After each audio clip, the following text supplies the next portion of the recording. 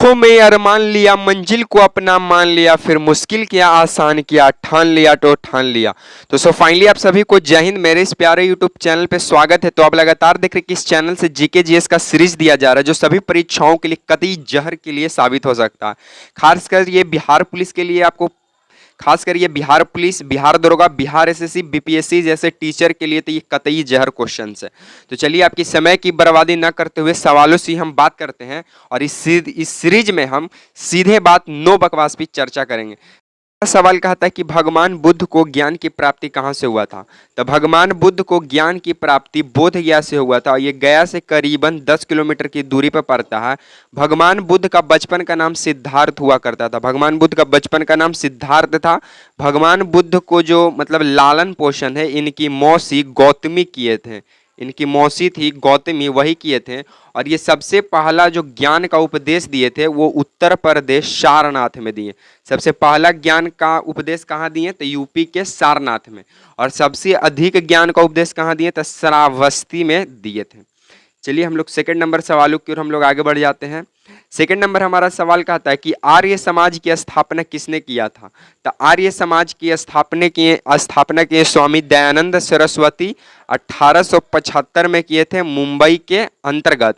और स्वामी दयानंद सरस्वती का एक प्रमुख नारा है वेदों की ओर लौटो, वेदों की ओर लौटो। और ब्रह्म समाज की स्थापना राजा राम मोहन रॉय के द्वारा 1928 में किया गया कोलकाता के अंदर। और उसके बाद राजा राम मोहन रॉय को भारत में पत्र एवं पत्रिकाओं का जागरण या फिर आधुनिक भारत का पुनर्जागरण का जनक माना जाता है।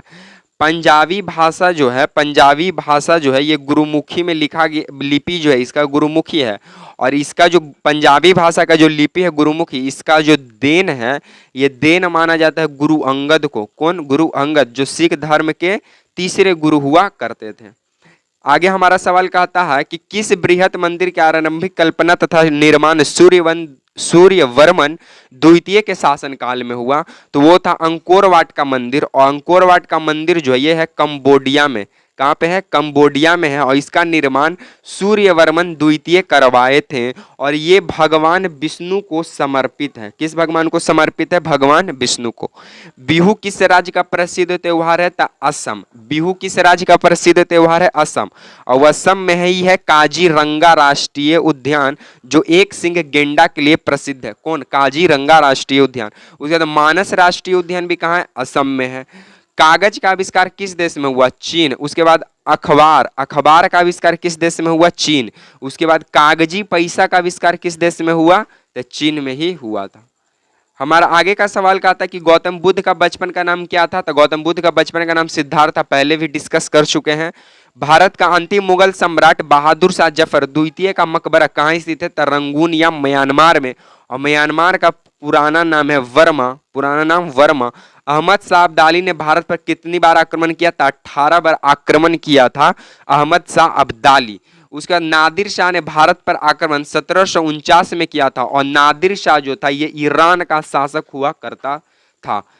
आगे का हमारा सवाल कहता है कि शिवाजी के समय कितना राजस्व वसूली किया जाता था। तो भू राजस्व का 33% हिस्सा, कहने का मतलब एक तिहाई भाग यानी 33.3%। आगरा का जम्मा मस्जिद का निर्माण जहांगीर बेगम ने किया था। और किस सिख गुरु ने फारसी भाषा में जफरनामा लिखा था? गुरु गोविंद सिंह। कौन? तो गुरु गोविंद सिंह। गुरु नानक का जीवन परिचय किस सिख गुरु ने लिखा? तो गुरु अर्जुन देव।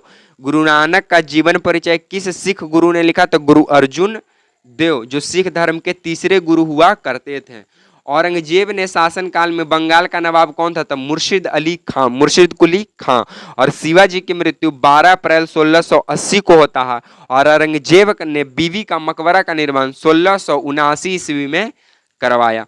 उसके बाद सामूगढ़ का युद्ध कब हुआ था? सामूगढ़ का युद्ध 1698 ईस्वी में हुआ। और हैदर अली मैसूर का शासक जो है 1761 में बनता है। नादिर शाह कहाँ का शासक था? पहले भी डिस्कस कर चुके हैं, ईरान का शासक था। उसके बाद माधवा राव नारायण पेशवा कब बने? तो 1761 ईस्वी में बने थे। और गुरु गोविंद सिंह ने खालसा पंथ का न्यूज 1699 में डाला। इन्हीं के समय इनका जन्म हुआ था। 1699 में ही गुरु गोविंद सिंह का जन्म हुआ। किस सिख गुरु ने विद्रोही मुगल राजकुमारी की सहायता से धन व मन से की? तो गुरु अर्जुन देव। किस सिख गुरु ने विद्रोही मुगल राजकुमारी की सहायता धन व मन से की? तो गुरु अर्जुन देव।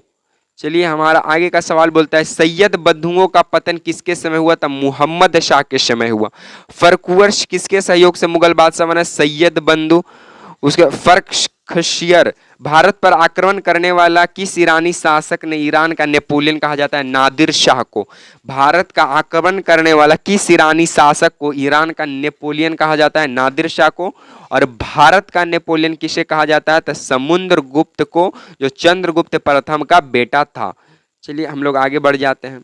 आगे का सवाल बोलता है कि किस राज्य के शासक नवाब वजीर कहलाते थे? तो अवध का शासक नवाब वजीर कहलाते थे। और आदि ग्रंथ का समायोजन गुरु अर्जुन देव ने किया, जो सिख धर्म के तीसरे गुरु हुआ करते थे।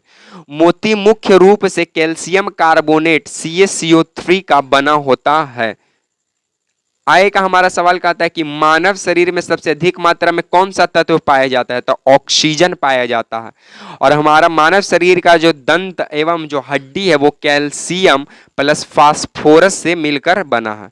किस प्रकार के ऊतक शरीर का सुरक्षा कवच का कार्य करता है? तो एथिपीलियम ऊतक। कौन सा? एथिपीलियम ऊतक। और किस वैज्ञानिक ने सर्वप्रथम बर्फ के दो टुकड़ों को आपस में घिसकर पिघला दिया? तो डेवी नामक व्यक्ति ने। सबसे अधिक तीव्रता की ध्वनि कौन उत्पन्न करता है? बाघ उत्पन्न करता है सबसे अधिक तीव्रता की ध्वनि। सूर्य ग्रहण के समय सूर्य का कौन सा भाग दिखाई पड़ता है? किरीट। सूर्य ग्रहण के समय सूर्य का कौन सा भाग दिखाई पड़ता है? किरीट। और टाइपराइटर मशीन के आविष्कारक कौन है? तो सेल्स हैं। टाइपराइटर मशीन का आविष्कारक कौन है? सेल्स। सिरका को लैटिन भाषा में क्या कहा जाता है? एसीटम। सिरका को लैटिन भाषा में एसीटम कहा जाता है।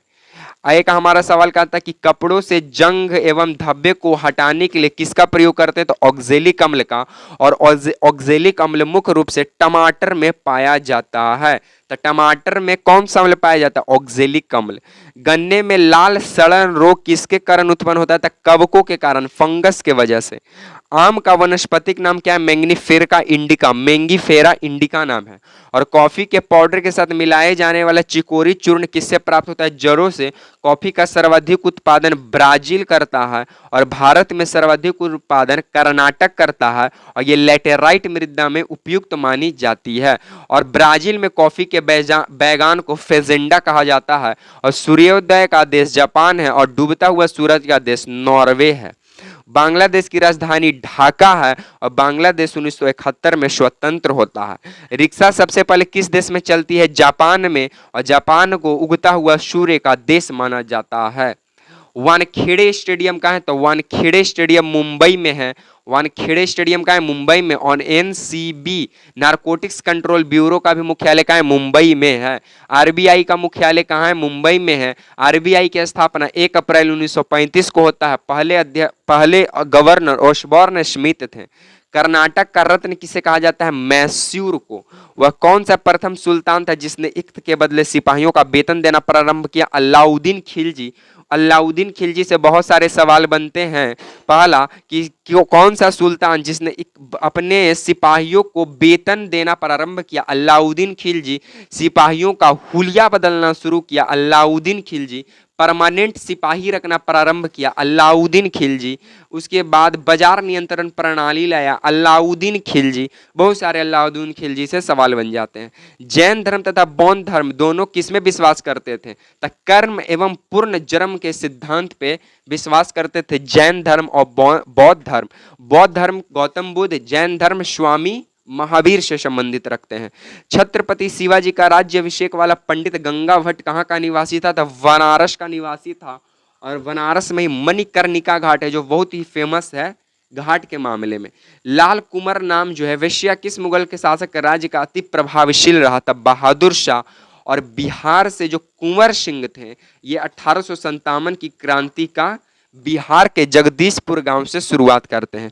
और किस सिख गुरु पर खुसरो की जहांगीर के विरुद्ध विद्रोह की सहायता करने का आरोप लगाया गया? या फिर जहांगीर ने किस सिख गुरु को फांसी की सजा सुनाई? तो गुरु अर्जुन देव को, जो कि सिख धर्म के तीसरे गुरु थे। और गुरु अर्जुन देव को ही अमृतसर में जो गोल्डन टेम्पल है उसका वास्तविक संस्थापक माना जाता है। और जो पतंजलि है, किसके द्वारा महाभाष्य निम्नलिखित में किस पुस्तक के द्वारा लिखा गया? अष्टाध्याय। और अष्टाध्याय के लेखक हमारे पाणिनि हैं और संस्कृत व्याकरण के भी जनक पाणिनि हैं। दादा साहेब फाल्के पुरस्कार किस मंत्रालय की ओर से दिया जाता है? तो सूचना एवं प्रसारण मंत्रालय के द्वारा दिया जाता है। समुद्र के जल में लवण की औसत मात्रा क्या है? 3.5 है। समुद्र के जल में लवण की मात्रा 3.5। 96.5% जल हमारा समुद्र में है, इसीलिए समुद्र को सबसे बड़ा जल संग्रहण केंद्र माना जाता है, समुद्र को। और पूरे विश्व में जो समुद्र है 96.5% वाटर ये जल में है, और बाकी का जो 2.5% है ये मृदु जल है, और बाकी जो है नाला गटर का है। और ब्लड ग्रुप का खोज किया था लैंडस्टीनर नामक वैज्ञानिक ने। RH फैक्टर का खोज किया वीनर नामक वैज्ञानिक ने। कैंसर के उपचार के लिए उत्तेजित गैस कौन सा है? रेडन गैस है। और कैंसर के उपचार के लिए हम लोग टैक्सोल नामक रसायन का प्रयोग करते हैं। और कैंसर के उपचार में हम लोग कोबाल्ट 60 का प्रयोग करते हैं। और किस विटामिन में कोबाल्ट 60 पाया जाता है? तो वो जगह विटामिन B12 में पाया जाता है। और विटामिन B12 का नाम है साइनाकोबालामिन, रासायनिक नाम है। तो आज को हम सीरीज को यहीं पे समाप्त करें हैं। बहुत ही कम समय में हम लोग वन शॉट वीडियो में देख लिए हैं। अगर वीडियो पसंद आता तो लाइक शेयर एंड सब्सक्राइब करना ना भूले। इसी तरह के सीरीज के साथ आपसे मिलेंगे नेक्स्ट वीडियो में। तब तक के लिए आप सभी को जय हिंद।